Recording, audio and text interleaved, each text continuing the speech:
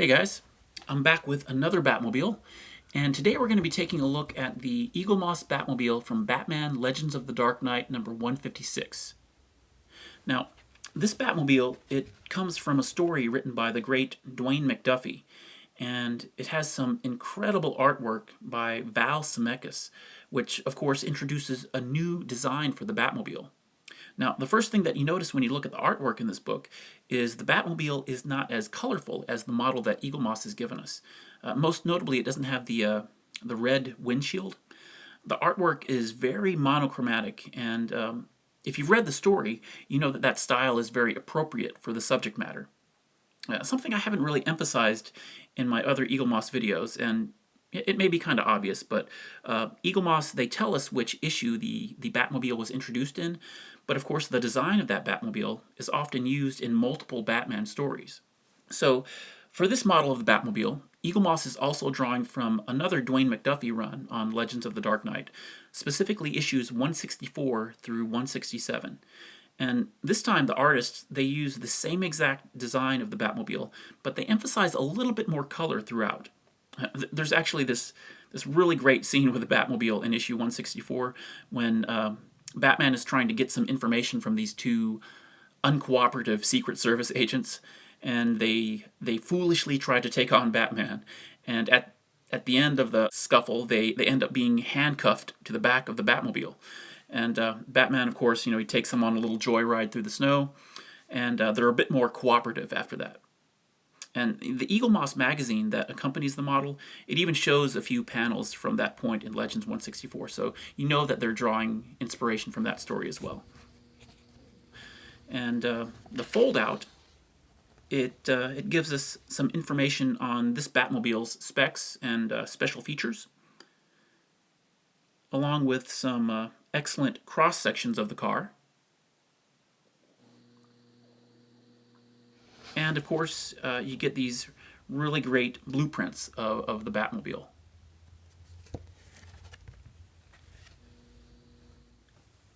Now, the diorama for this Batmobile, it showcases the final scene at the end of issue 158. And it's set in one of the many seedy locations in Gotham City. And the 3D lenticular for the backdrop is another combination of two panels from the book. On the right, it has this image of like a storage unit area, and at the top it says Gotham Merchants. And this limo that's parked out front actually belongs to a character named Richard Carmichael. And on the left, these are two of his henchmen, and they eventually, they have a little showdown with Batman. And the base fits in great with the background. It's pretty straightforward. It's just supposed to be this gray, dingy part of the street in the back alleyway. Now, this is another Eaglemoss Batmobile model that is a nice combination of die-cast metal and plastic. The main body of the car, of course, is die-cast, but most of the highlights throughout are plastic, like the white and the yellow lights that are on the front. The eyes that you see there on the battering ram, that's actually painted on, but very little of the car is actually painted. Most of the color that you see comes from separate sculpted pieces. The tail fin, of course, is plastic. And it has this ginormous turbo afterburner on the back. And the sculpting detail on that is really, really cool. And that part, of course, is plastic, as are the red tail lights. And as always, it has rubber tires underneath. And the bottom plate here is plastic. And I just love the detail on the die-cast mold, those etchings that are on the top of the canopy, and all of the detail that's leading up to the battering ram on the hood. This is really cool. Now, the bright red on the windshield is actually painted on, and on mine, it has a very clean line all the way across, so it looks really great.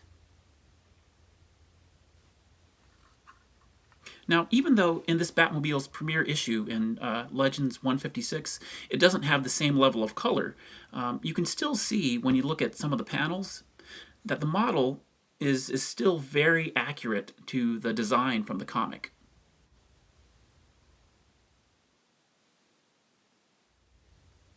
Now, I just wanted to do a really quick side-by-side comparison.